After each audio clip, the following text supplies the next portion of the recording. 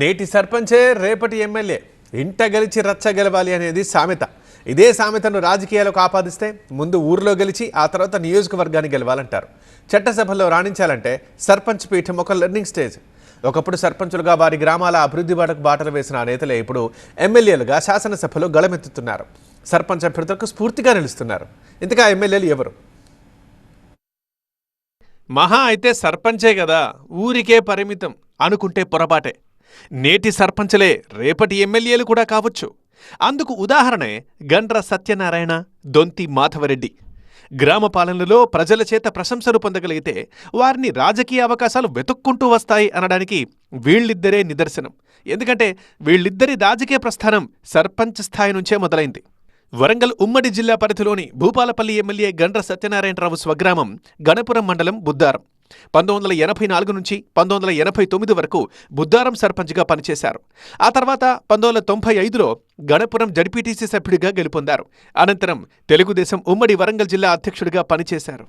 2 సార్లు ఎమ్మెల్యేగా పోటీ చేసి ఓటమి పాలైన గండ్ర పట్టు వదలకుండా పోటీ చేసి 2023లో కాంగ్రెస్ నుంచి భూపాలపల్లి ఎమ్మెల్యేగా ఎన్నికయ్యారు.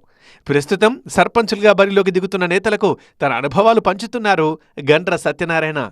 గ్రామంలో సక్సెస్ఫుల్గా ప్రజల సమస్యలు, కష్టసుఖాలు, ప్రజలతోని మమేకం అవ్వడం, నేను ఈరోజు శాసనసభ్యునిగా ఎదగడం కావడం కూడా గ్రామ సర్పంచ్గా చేసినటువంటి ఒక కృషి వల్లనే ఈరోజు ఈ స్థాయికి నేను తీసుకురావడం జరిగింది.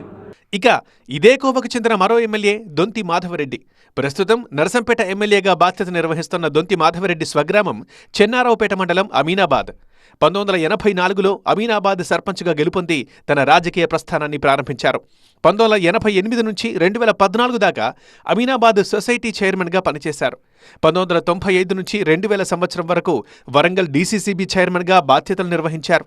2014లో కాంగ్రెస్ టికెట్ నిరాకరించడంతో స్వతంత్ర అభ్యర్థిగా బరిలో నిలిచి మొదటిసారి ఎమ్మెల్యేగా గెలిచారు.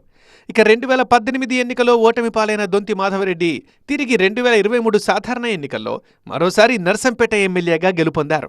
ప్రతి రాజకీయ నాయకుడి ఎదుగుదలకు జన్మనిచ్చిన గడ్డ తొలిమెట్టు అంటున్నారు ఈ ఎమ్మెల్యేలు. స్వగ్రామంలో ప్రజల చేత ప్రశంసలు పొందిన వాళ్లు రాజకీయాల్లో రాణిస్తారని అంటున్నారు.